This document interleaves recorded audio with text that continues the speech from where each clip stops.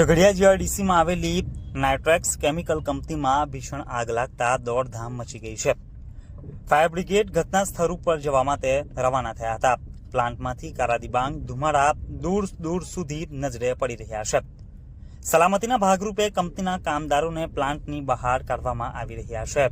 વડોદરાના કોયલીની આગની ઘટના બાદ ગતરોજ ભરૂચમાં અંકલેશ્વરના છેડે સિલ્વર બ્રિજ નજીક ટ્રેનમાં પણ આગ લાગી હતી। જોકે સદનસીબે કોઈ જાનહાનિ નોંધાઈ ન હતી। તેવામાં આજે સુમારે ભરૂચ જિલ્લાના ઝઘડિયા જીઆઈડીસીમાં આવેલી નાઇટ્રેક્સ કેમિકલ કંપનીમાં આગ લાગતા કંપનીમાં ભારે નાસભાગ મચી ગઈ હતી।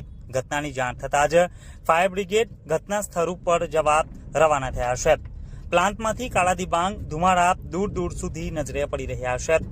જોકે હજુ સુધી કોઈ જાનહાનિના અહેવાલ સામે આવ્યા નથી।